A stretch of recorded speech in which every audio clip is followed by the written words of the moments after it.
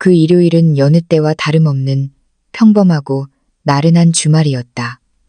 나는 부엌에서 종종 걸음을 치며 온 가족의 점심을 준비하느라 분주했다. 가스레인지 위에서는 된장찌개가 보글거리며 구수한 냄새를 풍겼고 도마 위에서는 팔을 써는 경쾌한 칼질 소리가 리듬을 타고 있었다. 밥솥에서 증기가 치익하고 빠져나오는 소리가 들릴 때쯤 나의 큰딸 미경매, 이 거실에서 무심코 던진 그 한마디가 내 심장을 산산조각냈다. 그것은 가족들이 모두 듣고 있는 면전에서 터져나온 날카로운 비수와도 같았다. 엄마 연금 말이야. 어차피 나중엔 다 우리 차지가 될 돈이잖아.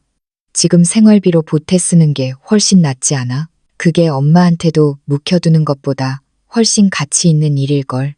미경은 소파에 널브러져 TV를 보고 있던 남편 상철처거를 쳐다보며 아무렇지도 않게 내뱉었다. 그녀의 시선은 부엌에 있는 나를 투명인간 취급하고 있었다. 아니, 차라리 거실 한구석에 놓인 낡은 장식장이나 다름없는 존재로 여기는 듯했다. 나는 들고 있던 국자를 떨어뜨릴 뻔했다. 얼굴이 순식간에 달아올랐다. 단순히 화가 나서가 아니었다. 70평생을 살아오며 느껴보지 못한 뼛속까지 스며드는 수치심 때문이었다. 얼굴이 화끈거려 견딜 수가 없었다. 하지만 나는 못 들은 척 그저 묵묵히 밥을 푸는 신임을 했다. 내 손은 미세하게 떨리고 있었다. 식탁에 앉아있던 손자. 지운지 민망한 듯 고개를 숙이고 젓가락으로 밥알을 세는 모습이 곁눈질로 들어왔다. 사위 상철은 헛기침을 하며 채널을 돌렸다. 가슴이 철렁 내려앉는 순간이었다. 다른 자식들, 둘째 아들 민서, 민사이나 막내딸 지은지은 이 있었다면 뭐라고 했을까? 하지만 불행히도 그 자리에 그들은 없었다. 미경의 말에 동조하듯 혹은 묵인하듯 흐르는 이 집안의 공기는 차갑고 무거웠다. 사실 그들이 내 연금에 대해 쑥덕거리는 것을 들은 게 이번이 처음은 아니었다.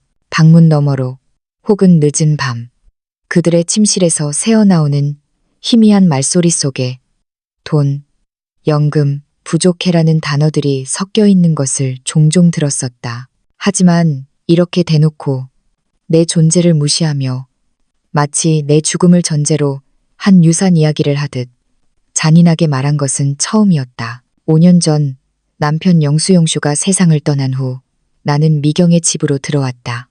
엄마, 혼자서 어떻게 살려고 그래요? 적적해서 안 돼. 우리 집으로 와요. 우리가 모실게요. 미경은 눈물을 글썽이며 내 손을 잡았었다. 나는 그 눈물이 효심이라고 믿었다. 자식들이 진심으로 홀로 된 늙은 어미를 걱정한다고 믿었다. 그래서 나는 남편과 평생을 바쳐 마련했던 서울 서대문구의 작은 빌라를 팔고 자식들이 사는 경기도의 이 아파트로 들어왔다. 집을 판 돈은 노후의 비상금으로 쓰기 위해 통장에 넣어두었고 매달 나오는 국민연금과 기초연금은 내 유일한 수입원이었다. 처음 몇 달은 평온했다. 미경은 내가 곁에 있는 것을 진심으로 기뻐하는 듯했고 사위 상철도 깍듯하게 대했다. 당시 초등학생이던 지훈이도 할머니 할머니 하며 내 품을 파고들었다. 나는 내가 쓸모있는 존재라는 사실에 안도했다.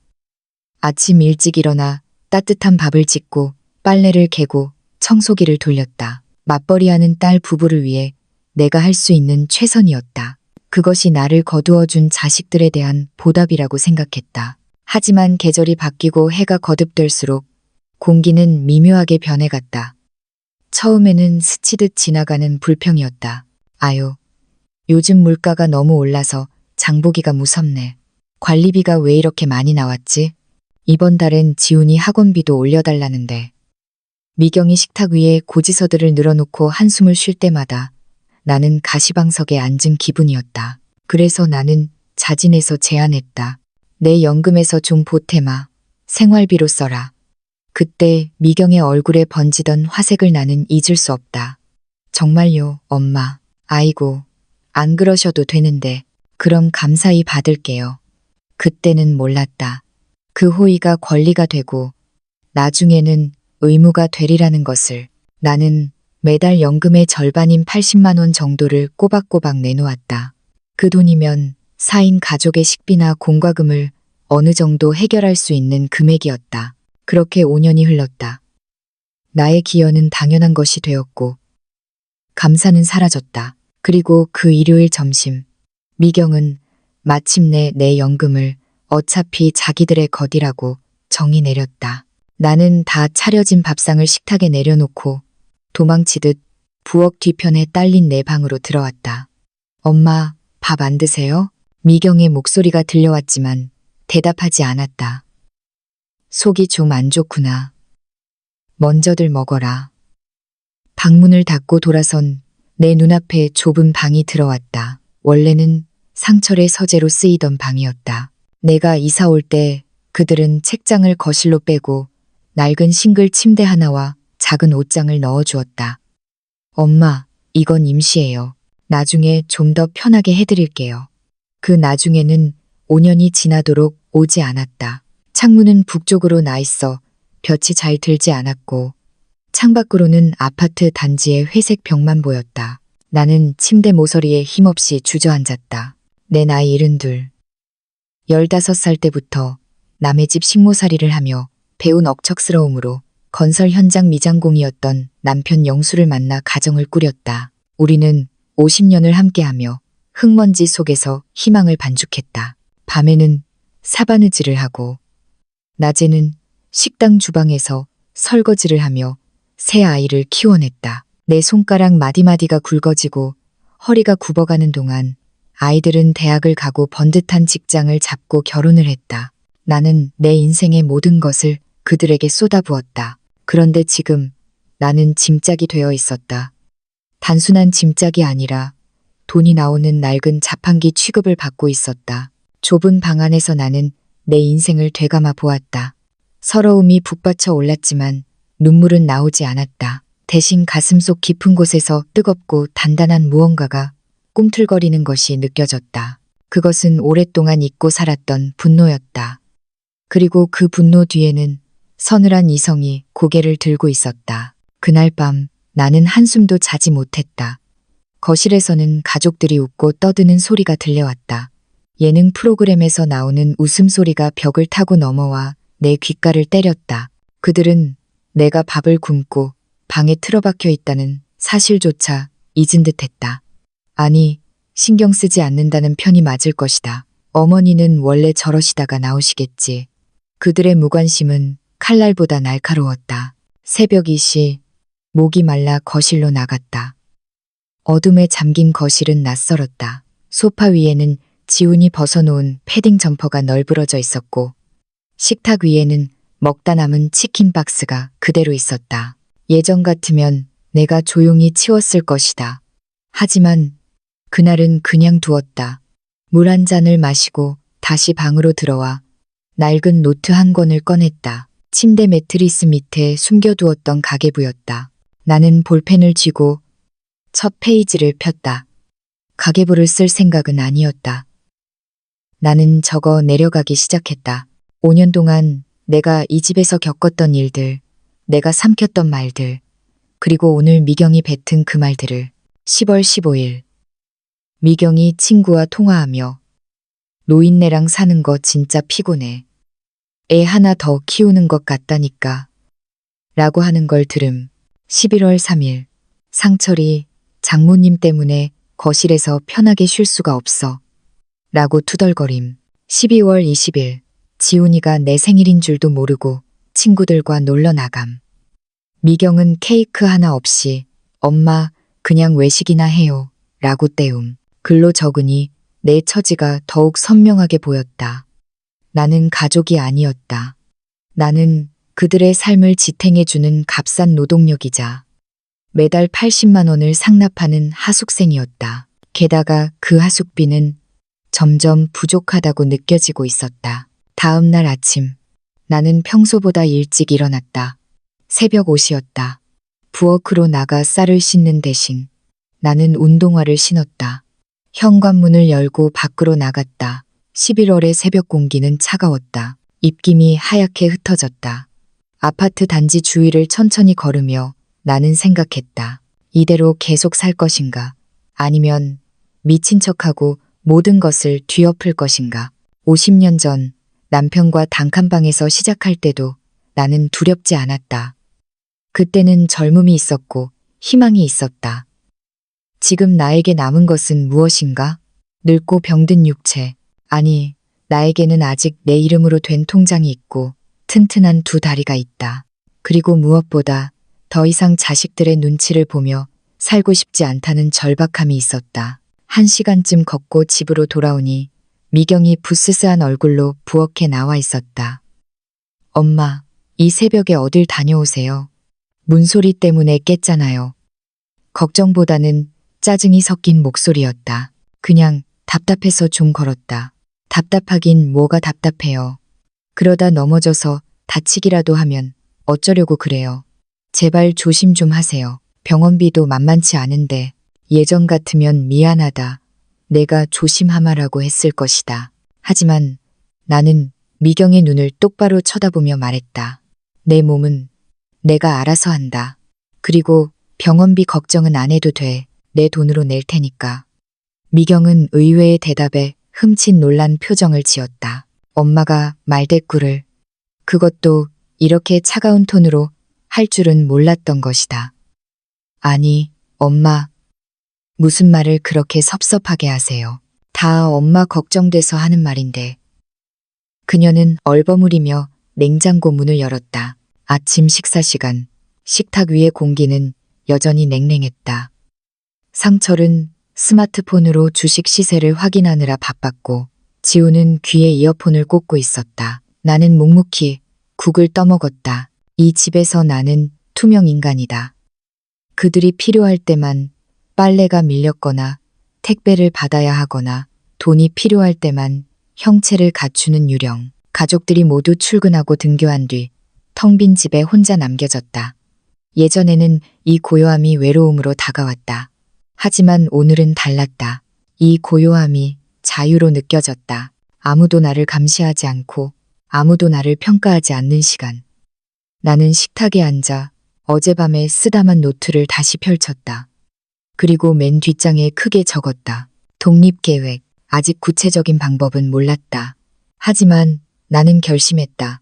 이 집을 나가기로, 내 발로 걸어서 내 존엄을 찾아 떠나기로. 이것은 72세의 이순자리, 순즈, 가생의 처음으로 자신을 위해 내리는 반란의 선언이었다.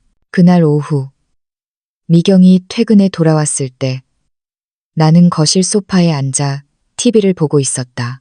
겉모습은 평소와 다름없는 순종적인 어머니였지만 내 내면의 지각판은 이미 흔들리고 있었다. 엄마, 오늘 별일 없으셨어요? 형식적인 질문. 그래, 별일 없었다. 나 역시 형식적인 대답을 건넸다. 저녁 식사 자리에서 상철이 불쑥 말을 꺼냈다. 여보, 이번에 그 중고차 말이야. 소렌토 괜찮은 거 나왔던데 지금 타는 차는 너무 오래돼서 수리비가 더 나오겠어. 그래? 근데 목돈이 없잖아. 미경이 밥을 우물거리면 대답했다. 그러니까 말인데 장모님 연금 모아둔 거 좀 융통하면 안 될까? 어차피 우리가 나중에 갚으면 되잖아. 할부이자 나가는 것보다 그게 낫지. 상철은 내가 바로 옆에 앉아 밥을 먹고 있는데도 나에게 묻는 것이 아니라 미경에게 묻고 있었다. 내 돈을 가족의 공금이나 무이자 대출금쯤으로 여기는 태도였다. 심장이 쿵쾅거렸지만 나는 숟가락을 내려놓지 않았다. 오히려 천천히 꼭꼭 씹어 삼켰다. 엄마한테 한번 물어볼게. 미경이 나를 힐끔 보며 말했다. 나는 그 시선을 피하지 않고 밥그릇을 비웠다. 그리고 조용히 말했다. 차를 바꾸든 말든 너희 알아서 해라. 근데 내 연금은 건드리지 마라. 그건 내 노후 자금이다. 식탁에 정적이 흘렀다. 숟가락 부딪히는 소리조차 멈췄다. 상철과 미경은 믿을 수 없다는 표정으로 나를 쳐다보았다. 5년 동안 단 한 번도 아니오라고 말한 적 없던 어머니가 거절을 한 것이다. 엄마, 지금 뭐라고 하셨어요? 미경의 목소리가 떨렸다. 내 돈은 내 것이라고 했다. 나는 자리에서 일어나 싱크대에 빈 그릇을 넣고 내 방으로 들어왔다. 등 뒤로 따가운 시선이 꽂히는 것이 느껴졌지만 나는 방문을 닫아 걸었다. 침대에 누워 천장을 바라보았다. 가슴이 뛰어서 잠이 올 것 같지 않았지만 이상하게도 마음만은 평온했다. 폭풍 전야의 고요함처럼 혹은 긴 터널의 끝에서 희미한 빛을 본 사람처럼 나는 내일 은행에 갈 것이다. 그리고 내 친구 영자 잉즈에게 전화를 걸 것이다. 반란은 이미 시작되었다. 그 끔찍한 일요일이 지나고 며칠 동안 나는 마치 길고 혼란스러운 악몽에서 깨어난 사람처럼 집안을 떠돌았다. 내 육신은 여전히 그 좁은 방, 그 부엌, 그 거실에 있었지만 내 영혼은 한 발짝 뒤로 물러나 차가운 관찰자가 되어 있었다. 나는 의식적으로 귀를 열었다. 예전에는 흘려들었던 소음들, 가족들의 사소한 대화들이 이제는 전혀 다른 의미로 다가왔다. 그들이 나를 투명 인간 취급하며 나누는 대화들은 내 상상을 초월할 정도로 적나라했다. 어느 날 저녁 미경과 상철은 안방 문을 반쯤 열어둔 채 목소리를 낮추지 않고 떠들고 있었다. 자기야, 엄마 연금 통장 있잖아. 그거 이번에 차 계약금으로 넣으면 딱 맞을 것 같은데. 상철의 목소리였다. 그는 내 연금을 마치 자신의 적금 만기액처럼 이야기하고 있었다. 그러게. 엄마한테 어떻게 잘 말해봐야 하는데 이번 주말에 기분 좋을 때 다시 얘기해볼까? 미경의 대답에는 망설임이 없었다. 죄책감, 그런 것은 찾아볼 수 없었다. 그들에게 내 노후 자금은 그저 잠자고 있는 돈이자 그들의 욕망을 채워줄 눈먼 돈일 뿐이었다. 나는 거실 소파에 앉아 묵주를 돌리는 척하며 그 소리를 들었다. 가슴이 서늘하게 식어갔다. 내 존재가 철저히 부정당하는 기분이었다. 나는 이 집의 어른이 아니었다. 그저 관리 대상이자 자산 목록 중 하나일 뿐이었다. 그뿐만이 아니었다. 나는 그동안 가족의 평화라는 명목하에 애써 무시했던 현실을 직시하기 시작했다. 내가 부엌에 들어서면 미경이 과장되게 한숨을 쉬는 소리, 내가 거실에 앉으면 상철이 말없이 TV 볼륨을 줄이거나 방으로 들어가 버리는 행동들. 그것은 단순한 피로가 아니었다. 혐오였다. 나의 존재 자체가 그들의 세련된 아파트 생활에 낀 곰팡이 같은 것이었다. 손자 지훈이마저 달라 보였다. 예전에는 사춘기라 그러려니 했다. 하지만 내가 말을 걸 때마다 눈길 한 번 주지 않고 스마트폰만 들여다보며 아 몰라요 라고 퉁명스럽게 내뱉는 그 태도는 부모에게서 배운 것이었다. 할머니는 귀찮은 존재, 무시해도 되는 존재라는 학습된 무례함이었다. 식사 시간은 숨막히는 침묵의 전쟁터였다. 나는 밥알이 모래알처럼 느껴졌지만 그들은 내 돈으로 산 고기와 채소로 그들의 미래를 살찌우고 있었다. 수요일 오후였다. 미경이 출근하고 없는 텅 빈 집에서 빨래를 개고 있을 때였다. 거실 한복판에서 미경이 친구와 통화하는 소리가 블루투스 스피커를 통해 들려왔다. 아마도 끊는 것을 잊은 모양이었다. 야, 말도 마. 노인네랑 사는 거 진짜 수행이다 수행. 거대 아기를 키우는 기분이라니까. 눈치도 없고 고집은 세지고. 나는 셔츠를 개던 손을 멈췄다. 심장이 쿵 내려앉았다. 그래도 경제적으로는 좀 도움되지 않아? 친구의 목소리가 들렸다. 도움? 야, 그 푼돈 받자고 내가 겪는 스트레스를 생각하면 어휴, 그 돈이 내 노동력 값도 안 돼. 노동력 값. 나는 내 딸에게 어머니가 아니었다. 사랑으로 키운 부모가 아니었다. 나는 돈으로 계산되는, 가성비 떨어지는 추가 노동일 뿐이었다. 그날 밤 집안이 어둠에 잠긴 뒤 나는 침대에 앉아 숨을 죽이고 울었다. 슬픔 때문이 아니었다. 30년 전 폐렴에 걸린 8살 미경을 업고 응급실로 뛰었던 그 밤이 떠올랐기 때문이었다. 남편 영수와 내가 결혼 반지를 팔아 병원비를 댔던 그 기억. 미경이 낫기만을 기도하며 뜬 눈으로 밤을 지새우던 그 수많은 밤들이 이제는 노동력이라는 단어 하나로 부정당했다는 사실이 뼈아프게 다가왔다. 나는 기억해야 했다. 내가 이토록 비참해지기 전 내가 누구였는지를. 나는 영수의 아내이자 새 아이를 대학까지 보낸 억척스러운 엄마였다. 막내 지은이의 대학 등록금을 위해 건물 청소를 하며 화장실 변기를 닦았던 나였다. 둘째 민석이의 과외비를 위해 새벽 2시까지 부업을 하고 다시 새벽 5시에 일어나 도시락을 쌌던 나였다. 그런데 지금 나는 그 희생의 대가로 무엇을 받았는가? 내가 자식들을 너무 오냐오냐 키운 걸까? 희생이 당연한 권리인 줄 알게 만든 게 내 죄일까? 하지만 벽에 대고 묻는 것 같았다. 다음 날 아침 청소를 하다가 식탁 위에 놓인 뜯겨진 우편물 하나를 발견했다.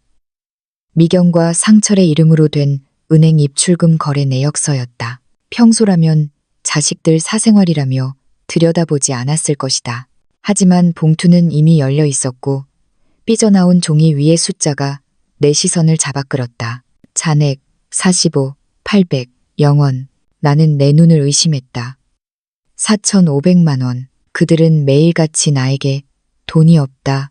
이번 달 카드값이 펑크다. 물가가 너무 올라서 엄마 연금이 없으면 굶어 죽는다라고 노래를 불렀다. 그런데 통장에는 4천만 원이 넘는 돈이 잠자고 있었다. 발밑이 흔들리는 기분이었다. 현기증이 일었다. 진실은 잔인할 만큼 명백했다. 그들은 가난하지 않았다. 그들은 내 돈이 필요한 게 아니라 내 돈을 탐내고 있었다. 내 연금은 그들의 생존을 위한 구명줄이 아니었다. 그들의 저축을 늘려주고 더 안락한 소비를 가능하게 해주는 보너스 수입이었던 것이다. 나라는 존재는 그들에게 지분과 밥만 제공하면 매달 현금을 토해내는 고수익 투자 상품에 불과했다. 이 발견은 내 마음속에 남아있던 마지막 미련마저 태워버렸다. 나는 집안을 둘러보았다. 작년에 새로 깐 원목 마루, 최신형 양문형 냉장고, 지훈이가 입고 다니는 유명 브랜드의 롱패딩. 이 모든 것이 내가 돈 좀 보태라는 압박에 시달리며 죄책감을 느낄 때 그들이 누려온 사치였다. 그들은 종종 엄마 돌보느라 너무 힘들어서 힐링이 필요해라며 주말마다 값비싼 외식을 하러 나갔다. 그때마다 나에게는 돌아오는 길에 산싸구려 네이나 비타민 한 통을 던져주곤 했다. 나는 그게 고마워서 아껴 입고 아껴 먹었다. 바보였다. 나는 철저히 이용당하고 있었다. 나는 실용적이었다. 빨래를 해주고 밥을 해주고 집을 지켜주는 존재. 하지만 내 감정, 내 의견, 내 인생의 경험 따위는 그들에게 아무런 가치가 없었다. 내가 남편 영수와의 추억을 이야기하려 하면 그들은 하품을 하거나 슬그머니 자리를 피했다. 인간으로서의 존엄은 거세된 채 오직 기능과 경제적 가치만 남은 늙은 여자. 그게 바로 나였다. 어느 날 밤 얇은 벽 너머로 부부의 대화가 또 들려왔다. 이대로 평생 갈 순 없잖아. 상철의 목소리였다. 장모님 더 늙으셔서 병이라도 나면 어쩔 거야. 요양병원 비용 장난 아니라던데. 그러니까 슬슬 알아봐야 하나? 미경의 대답. 나는 더 듣지 않고 이불을 머리끝까지 뒤집었었다. 그들은 나의 폐기 처분을 논의하고 있었다. 유지 비용이 효용 가치보다 높아지는 시점. 그때가 나의 유통기한이었다. 목요일 오후 둘째 딸 지은이가 찾아왔다. 지은이는 보통 빈손으로 와서 내 냉장고를 털어가곤 했는데 이날은 웬일인지 큰 가방을 들고 왔다. 엄마, 잘 지내셨어요? 웃고 있었지만 눈은 웃지 않았다. 몇 마디 안부 인사가 오간 뒤 지은이는 가방에서 화려한 팜플렛 뭉치를 꺼내 식탁 위에 펼쳤다. 엄마, 언니랑 형부랑 상의해봤는데 엄마가 여기서 계속 지내는 것도 서로 불편할 수 있잖아요. 팜플렛 표지에는 실버타운, 고품격 노후의 시작이라는 문구와 함께 행복해 보이는 서양 노인들의 사진이 박혀 있었다. 여기 봐요. 엄마, 시설 진짜 좋아요. 정원도 있고 수영장도 있고 영양사가 밥도 다 챙겨준대요. 또래 친구들도 사귈 수 있고 24시간 간호사도 상주한대요. 지은이는 마치 최고급 리조트 회원권을 권유하는 영업사원처럼 말을 쏟아냈다. 나는 팜플렛 하나를 집어들었다. 맨 뒷장에 적힌 월 입소 비용은 정확히 내 연금 수령액과 일치했다. 우연이 아니었다. 그들은 내 모든 수입을 몽땅 털어 넣어야 들어갈 수 있는 곳을 골라온 것이다. 내가 그곳에 들어간다면 나는 단돈 10원도 남지 않는 빈털터리가 되어 자식들의 발길이 끊기면 그만인 신세가 될 것이다. 지은아, 나는 떨리는 손을 감추며 물었다. 왜 내가 이런 곳에 가야 한다고 생각하니? 지은이는 당황한 듯 자세를 고쳐 앉았다. 아니, 엄마도 이제 연세가 있고 언니도 직장 다니느라 힘들어하고 전문적인 곳에서 케어받는 게 엄마한테도 더 좋지 않을까 해서. 전문적인 케어. 마치 내가 특별한 관리가 필요한 정신질환자라도 되는 양 포장했다. 내 언니가 시키더냐? 내 직설적인 질문에 지은이의 얼굴이 홍당무처럼 붉어졌다. 아니, 그냥 다 같이 의논한 건데 우리는 엄마가 편하게. 말끝을 흐렸다. 뻔했다. 3남매가 모여서 작당한 것이다. 어머니를 요양원에 보내고 그 연금으로 비용을 충당한 뒤 남는 돈이나 내가 가진 비상금은 어떻게 나눌지 이미 계산기를 두드렸을 것이다. 그날 밤 지은이가 도망치듯 돌아간 뒤 나는 침대에 앉아 5년 만에 처음으로 소리내어 울었다. 슬픔이 아니었다. 분노였다. 내 눈을 가리고 귀를 막고 살았던 지난날에 대한 분노였다. 나를 사랑하는 부모가 아닌 처리해야 할 문제로 취급하는 자식들에 대한 분노였다. 그리고 무엇보다 내 평생의 사랑이 이런 배신으로 돌아왔다는 사실에 치가 떨렸다. 하지만 그 눈물 끝에서 나는 낯선 감정을 느꼈다. 결심. 이제 더 이상 그들이 내 인생을 결정하게 두지 않겠다. 내 집에서 눈치나 보는 짐짝으로 남지 않겠다. 잃어버린 내 인생의 주도권을 되찾아오겠다. 금요일 아침, 미경이 출근하자마자 나는 옷을 차려입었다. 지갑에는 신분증과 도장을 챙겼다. 나의 목적지는 은행이었다. 버스를 타고 가는 길. 창밖으로 지나가는 풍경을 보며 나는 지난 일주일간 목격한 모든 것을 되새겼다. 미경과 상철에 숨겨둔 통장, 지은이가 가져온 요양원 팜플렛, 나를 투명인간 취급하던 손자. 이 모든 조각이 맞춰지자 하나의 그림이 완성되었다. 은행 창구에 앉았다. 박대리라는 명찰을 단 직원이 친절하게 맞이했다. 어르신, 무엇을 도와드릴까요? 내 연금 말이야. 계좌를 좀 바꾸고 싶어서. 나는 평소보다 더 또렷한 목소리로 말했다. 그리고 내 이름으로 된 예금 통장 하나 새로 만들어줘요. 아무도 모르게. 박 대리는 내 사정을 묻지 않았다.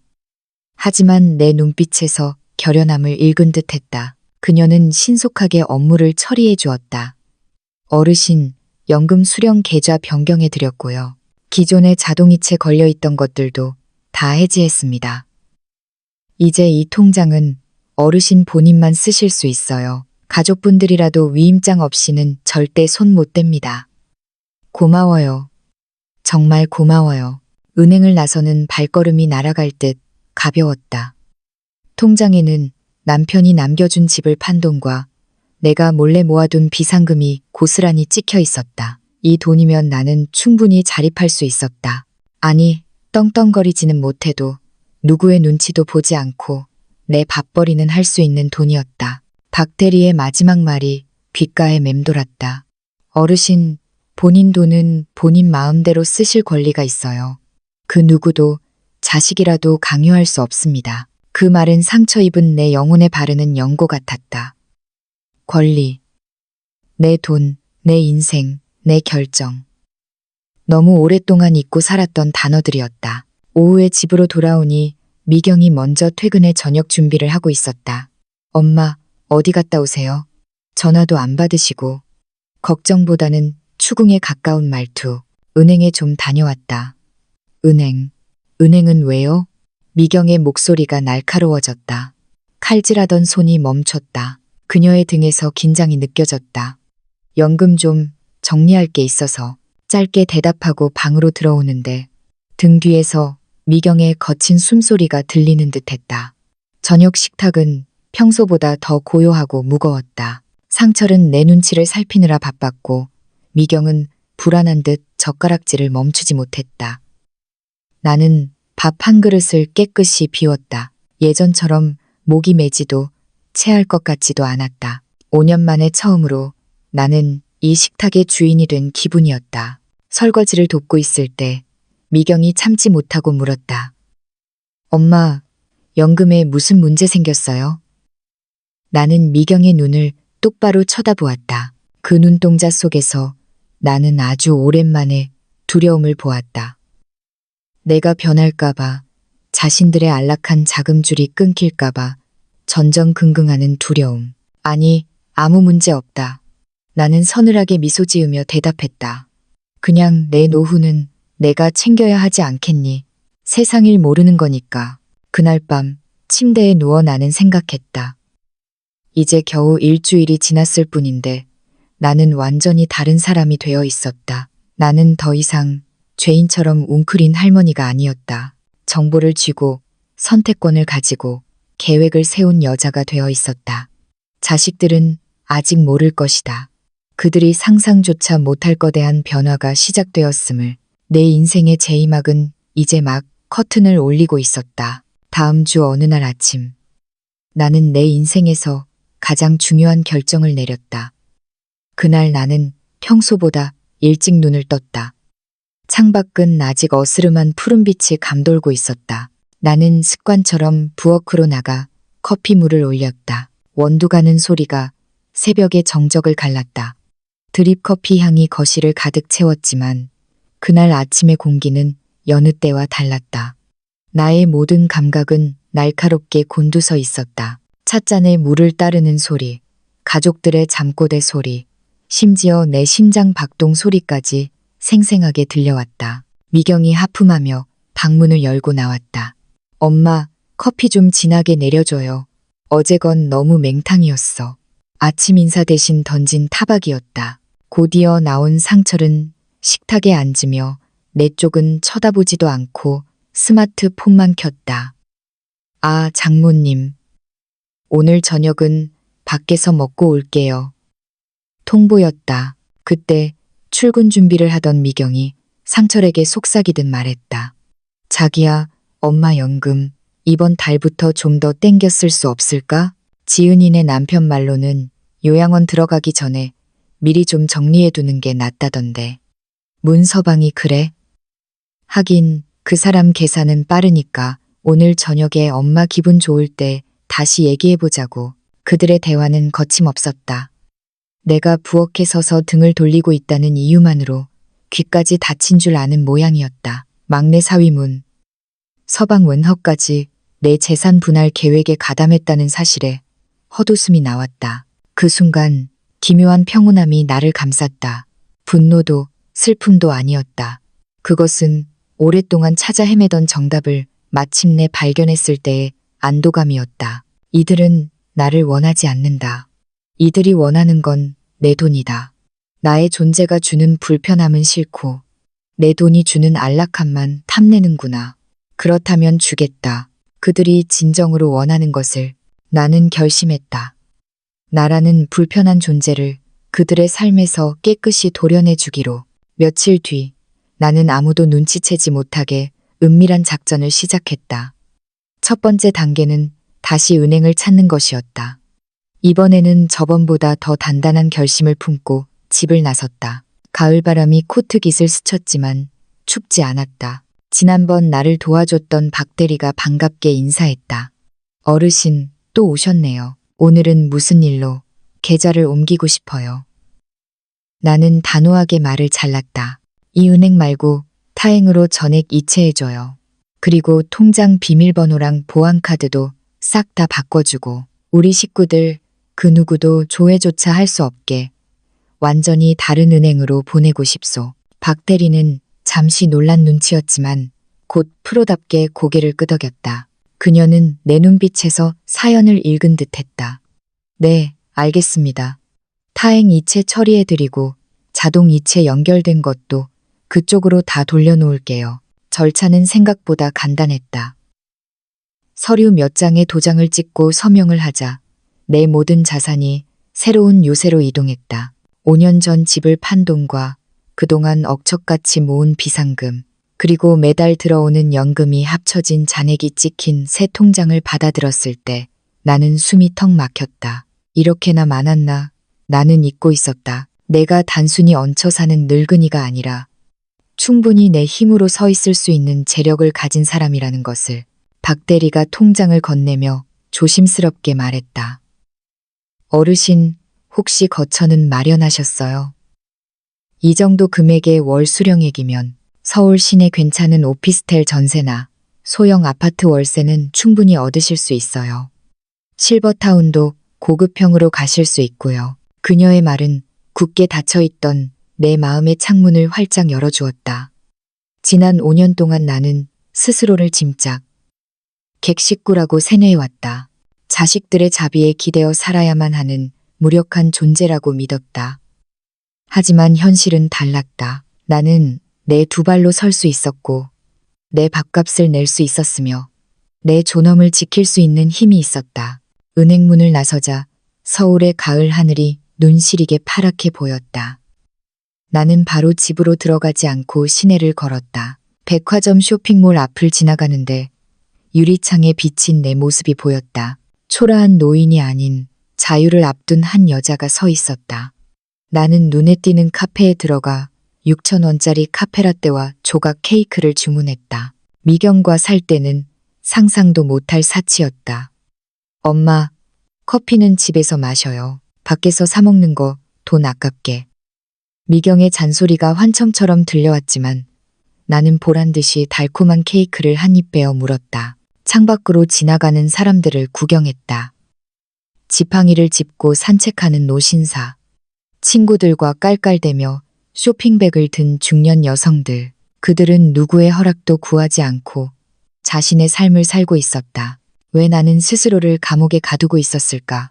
그날 오후, 나는 서울 강동구에 사는 오랜 친구, 영자, 임진의 집으로 향했다. 지난 5년간 우리는 전화로만 안부를 주고받았다. 내가 영자를 만나러 가겠다고 할 때마다 미경은 노골적으로 싫은 티를 냈었다. 엄마, 거기가 어디라고 혼자 가요? 지하철 갈아타기도 힘들고 차비도 많이 들고 그냥 전화로 해요. 하지만 오늘은 미경에게 묻지 않았다. 지하철과 버스를 갈아타고 영자의 집에 도착했을 때 초인종을 누르는 내 손은 설렘으로 떨리고 있었다. 어머, 이게 누구야? 순자 아니니? 현관문을 연 영자는 눈을 동그랗게 뜨더니 이내 와락 나를 끌어안았다. 낯선 샴푸 향기가 섞인 친구의 품은 따뜻했다. 누군가가 나를 진심으로 반가워한다는 느낌. 그것이 얼마나 그리웠던가. 세상에 연락도 없이 어떻게 왔어? 미경이는 같이 온 거야? 아니, 혼자 왔다. 영자의 얼굴에 걱정이 스쳤다. 무슨 일 있어? 사돈어른. 아니, 너 얼굴이 왜 이렇게 상했어? 그녀는 정확했다. 나는 달라져 있었다. 영자는 나를 거실로 이끌었고 따뜻한 대추차를 내왔다. 우리는 오후 내내 이야기를 나눴다. 5년 동안 가슴 속에 쌓아두었던 응어리들을 토해냈다. 자식들의 냉대, 돈 문제, 요양원 이야기까지. 영자는 내 말을 끊지 않고 묵묵히 들어주었다. 혀를 차거나 섣불리 위로하지 않았다. 그저 내 손을 꼭 잡아주었다. 이야기가 끝났을 때 긴 침묵이 흘렀다. 영자가 천천히 입을 열었다. 순자야, 내 얘기 들으니까 내가 다 속이 뒤집힌다. 세상에 어떤 엄마가 자식 집에서 눈칫밥 먹으며 죄인처럼 사니. 그녀는 잠시 뜸을 들이더니 내 눈을 똑바로 쳐다보며 말했다. 너 갈 데 없으면 우리 집으로 와. 뭐, 우리 아들 재작년에 장가가서 분가했잖아. 그 방 지금 텅 비어 있어. 창고로 쓰기엔 아까워서 도배도 새로 해놨는데 네가 와서 살아주면 나야 고맙지. 우리끼리 서로 의지하면서 생활비도 반반 내고 적적하지 않게 말동무하면서 살면 얼마나 좋니? 영자의 제안은 충격적이었지만 동시에 뱃속 깊은 곳에서 뜨거운 희망을 솟구치게 했다. 진심이니? 영자야. 그럼 100% 진심이지. 우리 이제 72이야. 자식 농사 다 끝났고 남편 뒷바라지도 할 만큼 했어. 이제 남은 인생은 우리 자신을 위해 살아야지. 자식들이 우릴 귀하게 여길 줄 모르면 그건 걔들 손해지 우리 손해가 아니야. 영자의 말은 내 심장에 박혔다. 우리 자신을 위해 산다. 그날 저녁 미경의 집으로 돌아가는 발걸음은 더 이상 패배자의 것이 아니었다. 나는 짐을 싸러 가는 것이 아니라 내 과거를 정리하러 가는 것이었다. 집에 들어서자마자 현관에서 미경이 튀어나왔다. 엄마, 도대체 어디 갔었어요? 하루 종일 전화도 안 받고 걱정이 아니었다. 짜증과 통제욕이 뒤섞인 목소리였다. 영잔에 다녀왔다. 나는 신발을 벗으며 무심하게 대답했다. 영자 아줌마네. 거길 혼자 갔다 왔다고요. 왜 말도 없이 가요? 그러다 길이라도 잃어버리면 어쩌려고. 미경아. 나는 고개를 들어 딸을 쳐다보았다. 나 72이다. 어린애 아니야. 내가 가고 싶은 곳은 내가 알아서 간다. 내 허락 받을 필요 없어. 미경은 입을 딱 벌린 채 말을 잇지 못했다. 엄마가 이런 식으로 대꾸한 적은 단 한 번도 없었기 때문이다. 아니, 엄마, 그래도 가족인데 걱정되니까. 그녀의 목소리가 기어들어갔다. 가족, 그 단어가 이제는 헛웃음만 나오게 했다. 그날 저녁 식탁의 공기는 기묘했다. 미경은 나를 힐끔거리며 내 변화의 원인을 찾으려 애썼고 상철은 뭔가 분위기가 달라진 것을 감지한 듯 밤만 깨작거렸다. 지훈이는 여전히 스마트폰 삼매경이었다. 그들은 몰랐다. 그들이 쥐고 있던 통제권이 이미 내 손으로 넘어왔다는 것을. 엄마, 요즘 무슨 일 있으세요? 좀 달라 보이셔. 설거지를 하는데 미경이 슬그머니 다가와 물었다. 진심 어린 걱정이 아니었다. 그녀의 현금 인출기에 오류가 생길까봐 불안해하는 눈빛이었다. 아무 일 없다. 그냥 인생 공부 좀 하고 있다. 인생 공부요? 무슨? 남은 시간을 어떻게 써야 할지 생각 중이다. 나는 모호하게 대답하고 방으로 들어왔다. 방으로 돌아온 나는 침대 밑 깊숙한 곳에서 낡은 가죽 가방 하나를 꺼냈다. 5년 전 이 집으로 들어올 때 가져왔던, 하지만 한 번도 펴보지 못했던 여행 가방이었다. 나는 짐을 꾸리기 시작했다. 옷가지 몇 벌, 속옷, 어머니가 물려주신 옷반지, 남편 영수와 찍은 낡은 사진첩, 그리고 영수가 선물해줬던 시집 몇 권. 이것이 전부였다. 5년을 살았지만 내가 챙겨야 할 짐은 이 작은 가방 하나에 다 들어갔다. 그 사실이 씁쓸하면서도 한편으로는 홀가분했다. 내가 이곳에 남긴 미련이 그만큼 없다는 뜻이니까. 나는 데이를 다음 주 금요일로 잡았다. 가족들의 동선을 꼼꼼히 체크했다. 상철은 7시에 출근. 지훈이는 7시 반에 등교.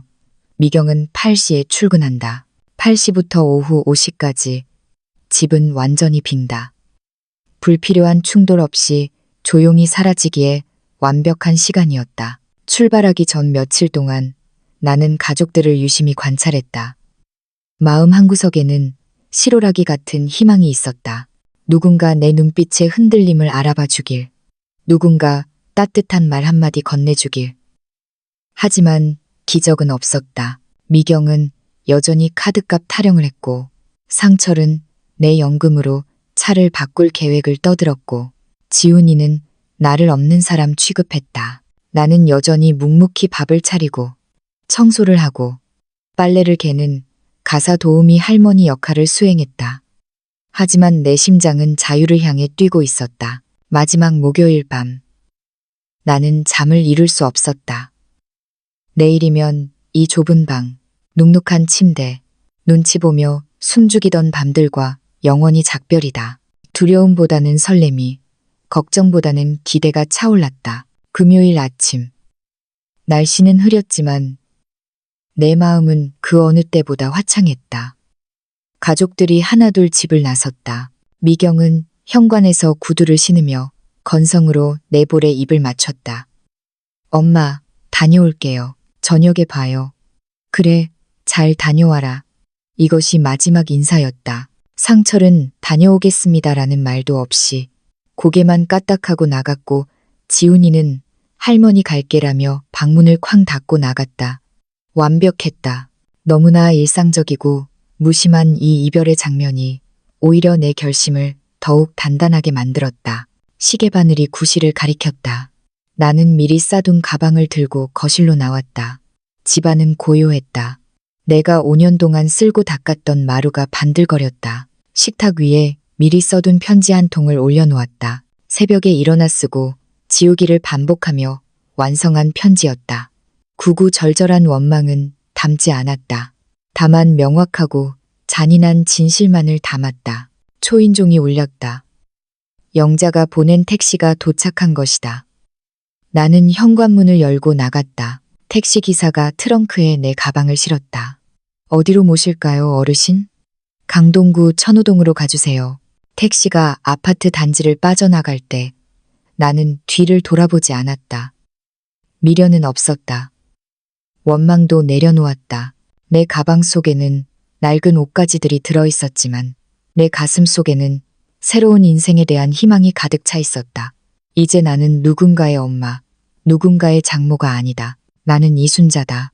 택시가 아파트 단지를 빠져나와 올림픽대로를 달리기 시작했을 때 나는 차창을 조금 내렸다. 차가운 강바람이 얼굴을 때렸지만 그 바람조차 달콤하게 느껴졌다. 택시 기사가 백미러로 나를 힐끔거렸지만 나는 아랑곳하지 않고 창밖 풍경을 눈에 담았다. 한강의 윤슬이 눈부시게 반짝이고 있었다. 5년 동안 갇혀 지내느라 잊고 있었던 서울의 풍경이었다. 영자가 내 손을 꼭 잡았다. 순자야, 너 진짜 큰 결심했다. 잘했어, 정말 잘했어. 그녀의 따뜻한 손길에 나는 비로소 미소를 지을 수 있었다. 그래, 때로는 사랑하는 사람들을 떠나는 게 그들에게 소중함을 가르치는 유일한 방법일 때도 있는 법이지. 내가 식탁 위에 남겨둔 편지는 짧고 명료했다. 구구절절한 감정 호소는 뺐다. 그저 차가운 진실만을 담았다. 사랑하는 가족에게 너희는 언제나 분명하게 보여주었다. 내 존재보다 내 연금이 더 중요하다는 것을. 이제 너희는 그토록 원하던 가족끼리의 오붓한 생활을 즐기거라. 나는 내 연금을 데리고 떠난다. 나를 찾지 마라. 나는 잘 지낼 것이다. 너희 엄마가 아닌 인간 이순자로서. 오후가 되자 내 예상대로 전화벨이 울리기 시작했다. 영자의 집 거실 소파에 앉아 차를 마시고 있을 때였다. 내 휴대전화 화면에 큰딸이라는 글자가 떴다. 나는 심호흡을 한번 하고 통화 버튼을 눌렀다. 엄마, 도대체 어디예요? 지금 제정신이에요. 수화기 너머로 미경의 비명 같은 목소리가 터져 나왔다. 울음과 분노가 뒤섞인 히스테릭한 목소리였다. 편지 받니? 나는 차분하게 물었다. 편지가 문제예요, 지금. 당장 집으로 와요. 상철 씨, 지금 난리 났다고요. 이번 달 관리비랑 카드값 당장 내야 하는데 엄마가 없으면 어떡해요. 그녀의 입에서 나온 첫마디는 걱정이 아니라 돈이었다. 배경음으로 사위 상철이 고함을 지르는 소리가 들려왔다. 장모님 어디 가셨어? 당장 모셔와. 차 계약금 어떻게 할 거야? 그 소리를 듣는 순간 내 가슴 속에 남아있던 마지막 미련 한 조각이 바스라져 사라졌다. 미경아, 엄마, 제발 늙어서 노망난 거 아니면 당장 돌아와요. 그래, 나 노망났다. 그래서 내 돈 챙겨서 나간다. 다시는 전화하지 마라. 나는 난생 처음으로 딸의 전화를 내 손으로 먼저 끊었다. 그리고 전원을 꺼버렸다. 전화기가 까맣게 꺼지는 순간 내 인생에 어두웠던 한 챕터도 함께 막을 내렸다. 영자의 집에서의 첫 몇 주는 마치 오랫동안 잊고 있었던 천국을 맛보는 것 같았다. 아침에 눈을 떴을 때 나는 더 이상 오늘 하루는 또 어떻게 눈치를 보며 버티나 하는 걱정을 할 필요가 없었다. 영자와 나는 마주 앉아 갓 구운 토스트와 커피를 마시며 그날의 뉴스를 이야기하고 날씨 이야기를 했다. 순자야, 오늘 날씨 좋은데 공원 산책이나 갈까? 좋지. 가는 길에 시장 들러서 고등어 자반이나 사올까? 누군가의 눈치를 보지 않고 메뉴를 정하고 TV 채널을 돌리는 사소한 자유가 이토록 달콤한 것인 줄. 예전에는 미처 몰랐다. 내 연금은 더 이상 대가족의 생활비 구멍을 메우는데 쓰이지 않았다. 온전히 나를 위해 쓰였다. 나는 영자와 생활비를 정확히 반반씩 나누어 냈고 그러고도 돈이 꽤 남았다. 나는 5년 만에 미용실에 가서 파마를 다시 했다. 뻣뻣했던 머리카락이 윤기 흐르는 웨이브로 바뀌자 거울 속에 내가 10년은 젊어 보였다. 백화점에 가서 미경이 골라주는 칙칙한 할머니 옷 대신 내가 좋아하는 화사한 보라색 블라우스를 샀다. 어머, 고객님, 피부가 고우셔서 색깔이 너무 잘 받으세요. 점원의 칭찬이 빈말인 줄 알면서도 기분이 좋았다. 나는 살아있음을 느꼈다. 영자는 나를 자신의 친구 모임인 은비퇴에 데려갔다. 매주 수요일 공원 정자에 모여 체조도 하고 수다도 떠는 모임이었다. 처음에는 쭈뼛거렸지만 춘자 형님, 미옥 씨, 정숙 씨를 만나면서 나는 내가 혼자가 아니라는 사실을 깨달았다. 춘자 형님은 아들이 사업자금이라며 집을 팔아먹으려 해서 연을 끊고 나왔다고 했고, 미옥 씨는 며느리가 몰래 자신의 카드를 쓰다가 들킨 이야기를 털어놓았다. 순자 씨, 잘 생각했어. 늙었다고 자식 밥이나 축내는 식충이 취급받느니 내 돈 쓰고 당당하게 사는 게 100배 낫지. 우리는 서로의 상처를 보듬으며 자매가 되었다. 그것은 내가 가족 안에서도 느껴보지 못한 깊은 연대감이었다. 가족들의 회유와 협박은 끈질겼다. 둘째 아들 민석이가 영자의 집까지 찾아왔었다. 그는 현관에서 나를 보자마자 굳은 표정으로 말했다. 어머니, 이게 무슨 짓입니까? 나무 새스럽게 매형이랑 누나 지금 죽을 맛이에요. 하지만 그는 내가 깔끔하게 정돈된 방에서 화색이 도는 얼굴로 편안하게 지내는 모습을 보고는 말문이 막혔다. 내가 그를 위해 과일을 깎아주며 말했다. 민석아, 나는 여기가 편하다. 너도 네 처자식 챙기느라 바쁜데 내 걱정은 하지 마라. 그는 내가 치매에 걸렸거나 억지를 부리는 게 아니라는 걸 깨닫고는 찝찝한 표정으로 돌아갔다. 한 달쯤 지났을 때 막내딸 지은이가 울며 찾아왔다. 엄마, 죄송해요. 우리가 잘못했어요.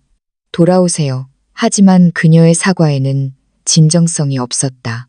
그녀는 계속 시계를 쳐다보며 불안해했고 결국 본심을 드러냈다. 언니네 지금 난리예요. 엄마 안 계시니까 집안 꼴이 말이 아니에요. 형부랑 언니랑 매일 돈 때문에 싸우고 엄마가 가서 중재 좀 해주시면 안 돼요? 나는 지은이의 손을 밀어내며 단호하게 말했다. 지은아, 내가 가서 뭘 중재하란 말이냐? 다시 돈 대주고 빨래해주란 말이냐? 그건 사과가 아니다. 그건 필요에 의한 떼쓰기일 뿐이야. 지은이가 돌아간 뒤 나는 씁쓸했지만 마음은 흔들리지 않았다.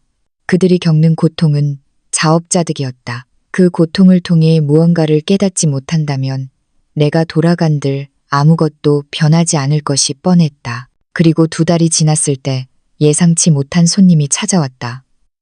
토요일 오후였다. 초인종 소리에 문을 열어보니 손자 지훈이가 서 있었다. 항상 말끔하게 차려입고 다니던 아이였는데 꼴이 말이 아니었다. 교복 셔츠는 구겨져 있었고 얼굴은 패쑥했으며 눈가는 붉게 충혈되어 있었다. 지훈아, 할머니. 변성기가 지나 굵어진 목소리가 가늘게 떨렸다. 아이는 내 얼굴을 보자마자 고개를 푹 숙였다. 들어가도 돼요? 나는 지훈이를 거실로 들였다. 영자가 눈치 빠르게 자리를 비켜주었다. 지훈이는 소파에 앉아 한동안 말을 잇지 못했다. 나는 아무 말 없이 따뜻한 코코아를 타서 아이 손에 쥐어주었다. 예전에 학교 다녀오면 항상 타주던 지훈이가 제일 좋아하던 것이었다. 한 모금 마시고 나서야 아이의 입이 열렸다. 할머니, 죄송해요. 처음엔 할머니가 왜 나갔는지 몰랐어요. 엄마 아빠가 할머니 노망나서 가출했다고 그랬거든요. 근데 할머니 없으니까 알겠어요. 지훈이는 지난 2달간 집안에서 벌어진 일을 털어놓았다. 그것은 처참했다. 내가 없어진 뒤 미경과 상철은 매일 밤 돈 문제로 고함을 지르며 싸웠다고 했다. 연금 80만 원이 빈자리는 생각보다 컸고 그동안 내가 알게 모르게 메워주던 생활비 구멍들이 터져 나오기 시작한 것이다. 집은 쓰레기장 같아요. 엄마는 퇴근하고 힘들다고 청소도 안 하고 빨래는 산더미처럼 쌓여 있고 밥은 매일 배달음식 아니면 라면이에요. 아빠는 집에 들어오기 싫다고 늦게 오고 지훈이의 눈에서 닭똥 같은 눈물이 뚝뚝 떨어졌다. 근데 진짜 힘든 건 그게 아니에요. 아이가 고개를 들어 젖은 눈으로 나를 쳐다보았다. 집에 온기가 없어요. 제가 학교 끝나고 집에 가면 반겨주는 사람이 아무도 없어요. 지훈아 왔니? 밥 먹어라 해주는 할머니 목소리가 너무 그리워요. 저 그동안 할머니 무시해서 정말 죄송해요. 스마트폰만 보고 대꾸도 안 하고 제가 나빴어요. 손자의 진심 어린 고백에 내 가슴도 먹먹해졌다. 미경이나 상철의 뻔뻔한 요구와는 달랐다. 이것은 사랑에 대한 그리움이었다. 아이는 밥해주는 식모 할머니를 그리워하는 게 아니라 자신을 조건 없이 사랑해주던 할머니의 존재를 그리워하고 있었다. 나는 지훈이 옆으로 가서 아이를 안아주었다.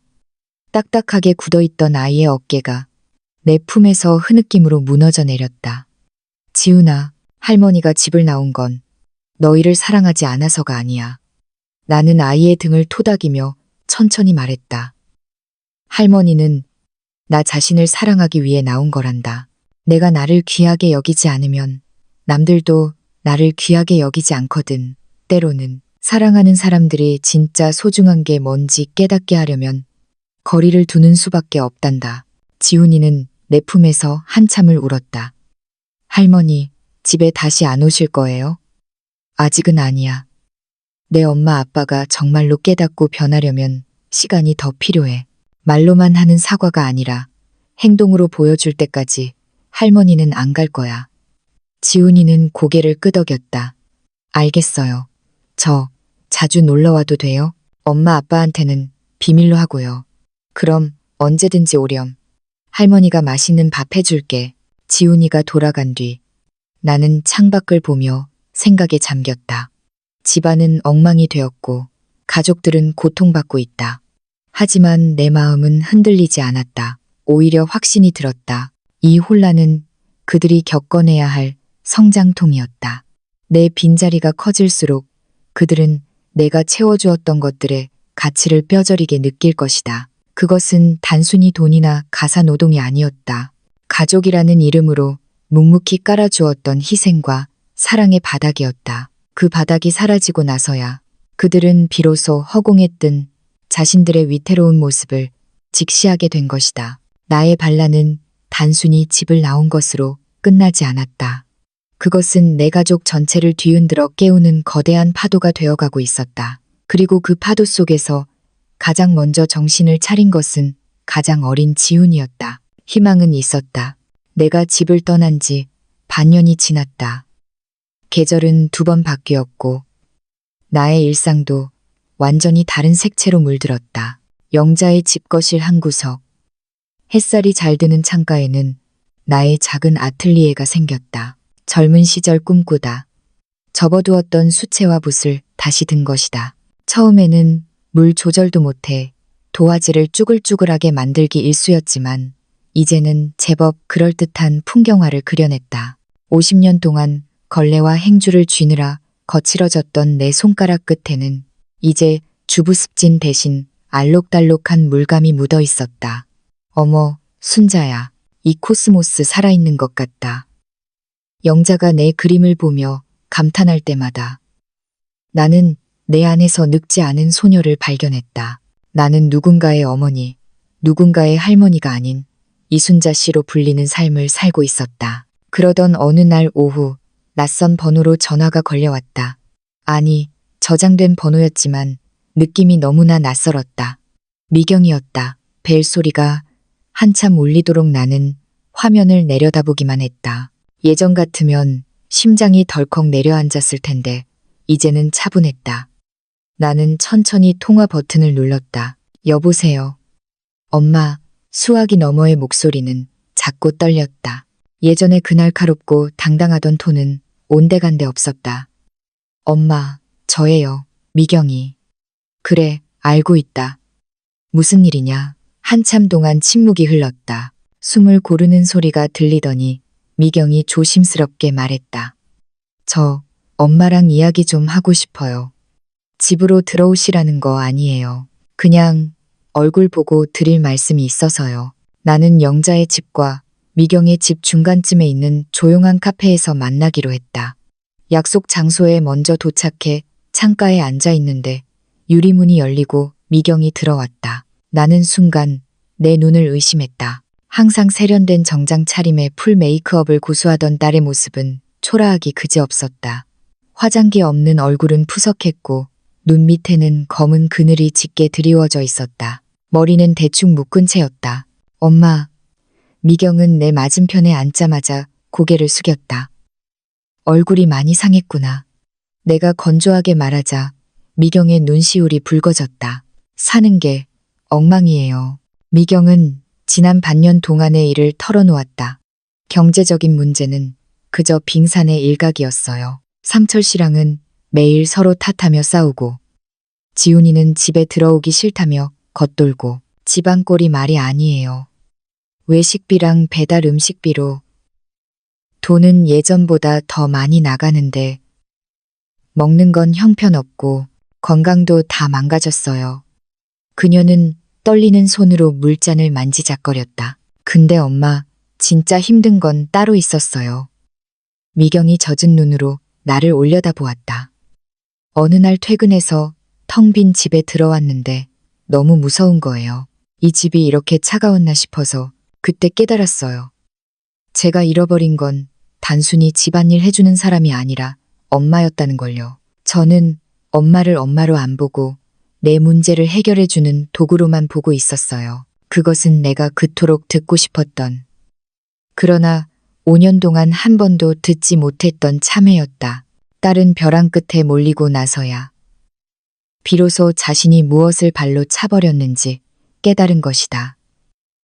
엄마, 죄송해요. 엄마를 투명 인간 취급해서, 엄마 돈을 내 돈인 줄 착각해서, 엄마의 희생을 권리로 알아서 정말 죄송해요. 미경은 사람들 시선도 아랑곳하지 않고 소리 죽여 울었다. 나는 가만히 딸의 손등 위에 내 손을 얹었다. 예전처럼 괜찮다, 다 안다 하며 무조건 안아주지는 않았다. 대신 나는 단단한 목소리로 말했다. 미경아, 사과는 고맙게 받으마. 하지만 사과는 시작일 뿐이야. 네가 정말로 달라졌다는 걸 증명하려면 시간이 필요해. 어떻게 하면 될까요? 뭐든지 할게요. 나한테 의지하지 말고 살아라. 경제적으로도 정서적으로도. 내 힘으로 내 가정을 꾸려나가는 모습을 보여다오. 내가 내 엄마라서가 아니라 나라는 인간 자체를 존중할 수 있을 때 그때 다시 보자. 카페를 나설 때 미경이 머뭇거리며 물었다. 엄마, 한 번만 안아봐도 돼요? 나는 고개를 끄덕였다. 딸의 포옹은 예전과 달랐다. 칭얼거리는 아이의 포옹이 아니라 소중한 것을 잃어버렸다. 되찾고 싶어하는 간절한 여자의 포옹이었다. 그날 이후 변화는 느리지만 확실하게 일어났다. 상철은 투잡을 뛰기 시작했다. 자신의 허영심을 채우기 위해 벌려놓은 카드값을 메우기 위해서였다. 그는 더 이상 내 연금을 탐내지 않았다. 명절에 지훈이를 통해 작은 홍삼 세트를 보내며 장모님 죄송합니다. 건강하십시오라는 쪽지를 남긴 것이 전부였다. 그 짧은 문장에서 나는 그가 느끼는 수치심과 반성을 읽었다. 지훈이는 나의 가장 친한 친구가 되었다. 2주에 한 번씩 영자의 집에 놀러와서 학교 이야기, 여자친구 이야기를 조잘거렸다. 녀석은 이제 나를 용돈 주는 할머니가 아니라 인생 상담해주는 선배로 대했다. 할머니, 나중에 나 대학 가면 할머니랑 배낭여행 가고 싶어. 할머니 그림 그리는 거 옆에서 구경하게. 그 말이 어떤 효도보다 달콤했다. 그리고 1년 뒤, 어느 화창한 일요일 오후, 미경이 영자의 집을 찾아왔다. 이번에는 빈손이 아니었다. 싱싱한 갈비와 밤, 대추가 든 장바구니를 들고 있었다. 표정은 한결 편안해 보였다. 엄마, 오늘 저한테 요리 좀 가르쳐 주실래요? 요리. 네, 엄마가 해주던 옛날식 갈비찜요. 그거 사 먹어도 엄마 맛이 안 나서요. 해달라는 게 아니라 제가 배워서 제 손으로 해보고 싶어요. 그날 오후 내내 영자의 부엌은 고소한 냄새와 웃음소리로 채워졌다. 나는 미경에게 핏물을 빼는 법, 양념장을 배합하는 비율, 불을 조절하는 타이밍을 가르쳤다. 미경은 진지한 얼굴로 받아 적고 서툰 칼질로 물을 깎았다. 아, 힘들다. 엄마는 이걸 명절마다 혼자 어떻게 다 했어. 미경이 이마에 땀을 닦으며 말했다. 사랑하니까 했지. 자식 입에 들어가는 거 보는 게 좋아서. 내 대답에 미경이 잠시 말을 멈추더니 나를 보며씩 웃었다. 이제 제가 할게요. 엄마는 드시기만 하세요. 우리가 함께 만든 갈비찜을 식탁에 올렸다. 영자와 나, 그리고 미경이 마주 앉아 밥을 먹었다. 맛있다. 진짜 엄마 맛이 나네. 미경이 한 입 먹고는 눈을 감미했다. 그것은 단순한 음식이 아니었다. 그것은 화해였고 존중이었고 성숙이었다. 그날 저녁 미경이 돌아간 뒤 영자가 말했다. 순자야, 내 딸, 이제 진짜 어른 됐다. 너를 부려먹을 대상으로 보는 게 아니라 배우고 싶은 인생 선배로 보내. 나도 그렇게 생각했다. 내 73번째 생일날 아침. 지훈이에게서 영상통화가 왔다. 화면 속의 손자는 케이크에 촛불을 켜고 생일 축하 노래를 불렀다. 할머니, 생신 축하드려요. 오래오래 사세요. 할머니는 우리 집 보물이에요. 보물. 나는 짐짝에서 보물이 되었다. 내가 나를 보물처럼 여기기 시작하자 세상도 나를 보물로 대우해주기 시작했다. 그날 밤 나는 침대에 누워 오래전 가출을 결심했던 그 새벽에 썼던 편지를 꺼내보았다. 너희 엄마가 아닌 인간 이순자로서 그 마지막 문장을 손가락으로 쓸어보았다. 나는 후회하지 않는다. 그때 내가 침묵하고 참았다면 나는 여전히 그 집 구석방에서 시들어가는 늙은이에 불과했을 것이다. 그리고 내 자식들은 영영 부모의 소중함을 모르는 괴물로 늙어갔을 것이다. 나의 반란은 나를 구했고 역설적으로 내 가족을 구했다. 사랑하는 사람을 떠나는 것은 고통스러운 일이다. 하지만 때로는 그 거리가 서로를 더 선명하게 보게 한다. 나는 이제 알 것 같다. 진정한 가족이란 무조건적인 희생이 아니라 서로의 존엄을 지켜주며 나란히 걷는 것이라는 것을. 창밖으로 둥근 달이 떠올랐다. 내일은 영자와 함께 수채화 도구를 들고 한강으로 나가기로 했다. 내 인생의 황후는 어둠이 아니라 가장 화려하게 타오르는 노을빛이었다. 나는 눈을 감으며 편안한 미소를 지었다. 이순자, 73. 지금이 내 인생에서 가장 행복한 시절이다.